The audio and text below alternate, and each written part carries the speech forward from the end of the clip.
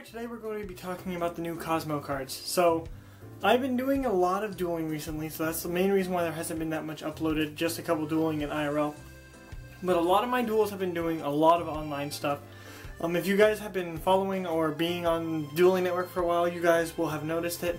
I get my laptop back and the ability to get video streamed out a little bit more on the 4th of the next month, so I should be able to, from that day 4th, be able to get videos out there a lot more often, a lot more frequently, things like that, and live streams will be able to happen again. But the main thing that's going to happen is I'll be able to duel on DevPro again. So recently I've been doing a lot of dueling on DuelingNetwork. DuelingNetwork is a very strange site, but it allows me to duel fun decks. So I've been doing a lot of testing with the deck Cosmo. And so in this video, I'm going to be talking about the deck as what it is now, what it's going to be able to do, and what it's going to do in the future. So right now there's only 5 cards in the Cosmo set.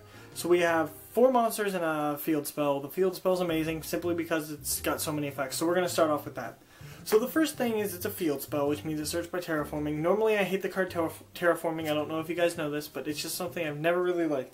But it in this deck is very necessary because this field spell is just amazing. So it has 3 different effects. The first effect being, once per turn, you can target a banished monster, add it to your hand if it's a Cosmo monster. So target a banished Cosmo monster, add it to your hand, then pay 100 life points for each level. So therefore, if it's a level 7 monster, you only pay 700 life points. If it's a level 3 monster, you pay 300. So on and so forth. Second effect is, any turn, like once per turn, during your turn, you can mulligan cards. You reveal Cosmo cards, put them on top of your deck, bottom of it, whatever, shuffle it in, and then draw cards equal to the amount that you sent. Cards like Reload and stuff are generally bad because it's a -1, but this card isn't equals because it stays on the field, and it can even go plus if certain things happen. The third effect is, if this card is destroyed, you can add a Cosmo card from your deck to your hand. So it can add itself, as well as the fact that none of these effects say only once per turn in the sense of the card. So a play I would do is I would activate all 3 of the first 2 effects, and then I drew a space off of the mulligan, pop the card, search for a new one, new card, re-mulligan, trying to get to a card that I need, since a lot of the decks can work in different places from your deck, hand, banish, and graveyard. So in the end, all 3 effects are really good at that card. The next thing that there are the 2 lower level monsters. So it seems that the deck has a theme of level 4 and lower monsters being more kind of based off of the Wizard of Oz kind of archetype, and level 5 above being more towards like the spaceships of Star Wars and stuff. So overall, we're going to start off with level 3. This card is basically Dorothy crossed with like Luke Skywalker. So this card is, it's got a, on the picture it's got the farm girl and it's got a giant robot dog in the background, which is super cool looking in my opinion. Now, she's a level 3, she's a psychic monster, light monster, and she has the effect of, if this card does damage, you can pay 500 life points, add from your deck to your hand a Cosmo monster.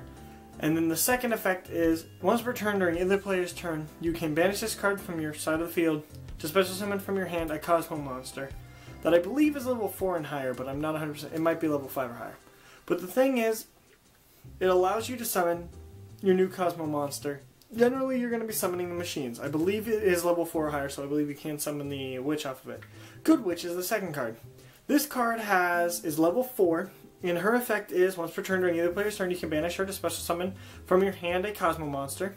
And then the secondary effect is, once per turn, you can pay 500 life points to target a monster on your opponent's side of the field, set it face down. So it's good because it allows you to put big monsters in attack mode and defense.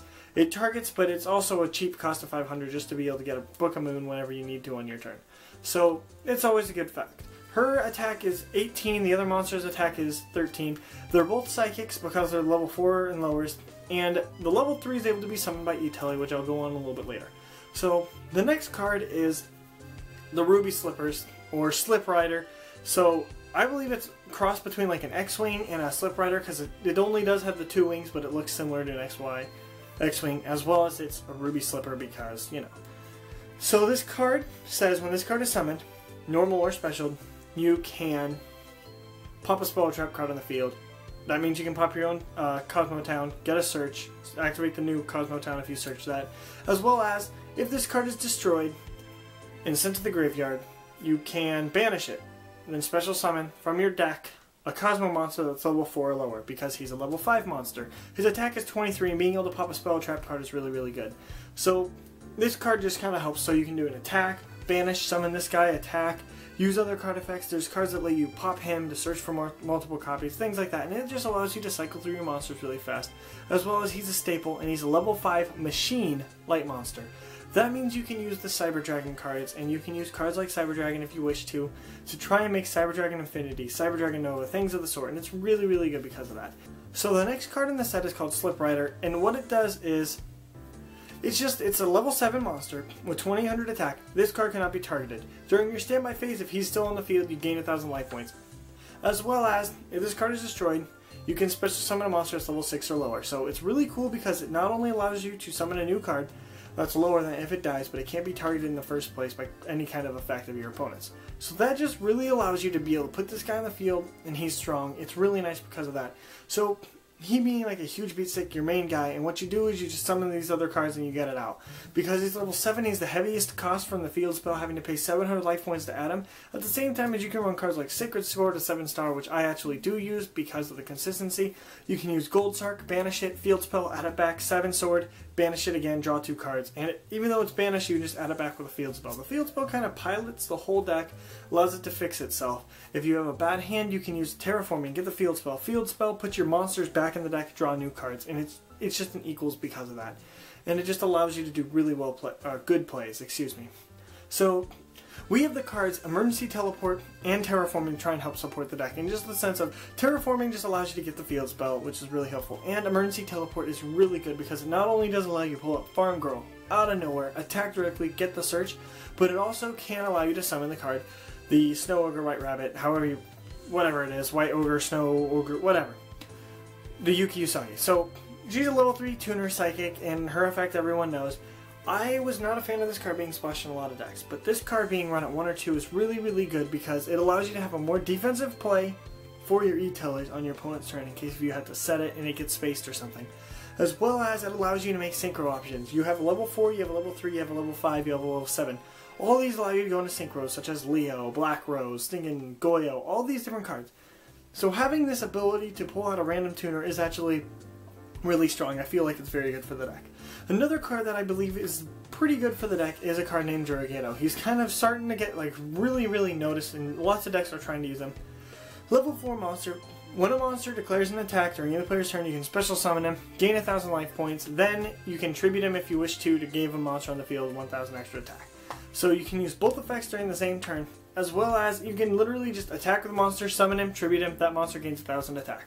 So that allows you to not only make your Dorothy into a 25 beater instantly, allowing you to not only attack but gain 1000 life points for a free minus 500, so you basically gain 500 life points to destroy the opponent's monster and search for a new card. Really nice. As well as you don't even have to do that. Attack with Dorothy, summon this card, attack with that, then you can use its effect, search for a new card, tribute it, summon the Slipknot guy, use the effect of the other guy, tribute him, give Slipknot another 1000, attack her 38, and that's a lot of damage. So the deck has a lot of really silly combos like that just allow you to do a lot of plays. So Jurigato only adds to these combos, making it so your monsters are stronger. Another card that you should run is Honest. It was surprisingly strange, but I kept running into, in a lot of testing, Leos. The opponent would summon a Leo, and I would not have a way to get around it. So I started running Honest at 1 or 2, and it really helped me. It allowed me to not only attack over my opponent's monsters, but it allows you to just randomly drop Honest on weaker monsters. It allows you to, when you're in a bad situation, E-Telly, pull out that Farm Girl. Your opponent will just attack into it thinking you were just trying to take less damage. Drop the Honest, get the Search. Really nice combo, and it just allows you to do extra stuff. Honest is a really good card, just kind of dirty, dark, silly plays, but it's nice. So another card that you can run in this deck is actually the card BLS. I'm personally not running it, but I know a lot of people have liked it because Jurigato's a dark, and you can run a couple other darks if you wish to try and counteract this. So all the monsters in this deck are light, so BLS would allow you to do that. I would not suggest running BLS, but you can. That is just an option. So because the field spell is useful, some people are considering running cards like Double Cyclone and stuff, but I personally wouldn't do that because I feel like the field spell is really good as it is. You can hit it yourself if you wish to. You have your Slip Rider to do that. But just really kind of focus more on trying to fight your opponent. So another card that I suggest that you should play is actually the Cyber Dragon. So Cyber Dragon is a really cool card. I personally have been testing it. I think it's kind of cool. So what Cyber Dragon allows you to do is not only make a fusion, which allows for the mirror matches really nice. So since all the monsters that are high level are machines, you summon out these machines, you can then on your turn summon a Cyber Dragon, fuse with all the opponent's monsters, and make a Chimera attack. Which is really good because not a lot of people can deal with the Chimera attack.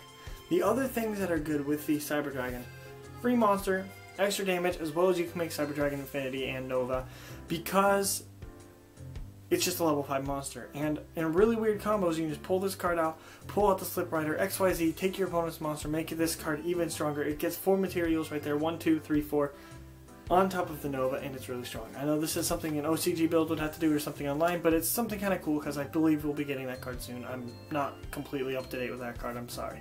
But it's still nonetheless such a cool card. So Cyber Dragon, even in the worst possible situation, just allows you to make Pallades or things of the sort, because Pallades gets around problematic cards. All these things are really good.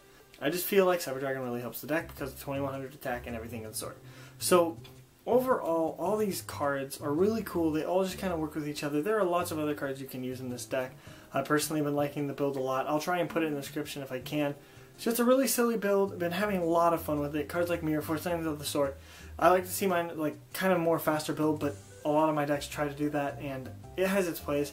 It can hold its own. I actually beat somebody in a really long grind game because the monsters just kind of keep coming. You got Honest, things of the sort to try and fix your plays. Raigeki, Dark Hole. I play 2 Dark Hole right now and a Geki because opponent has very specific safe monsters or safeguard monsters. You can't really do much about them besides using cards like this, because your monster's the highest attack is 28, but Juragata helps with that as well. So in the end, Dark Hole, Raigeki, all these cards are just cards to help try and fix your deck. I will put a description. I will make sure to put my list in the description below. That way you guys can see something.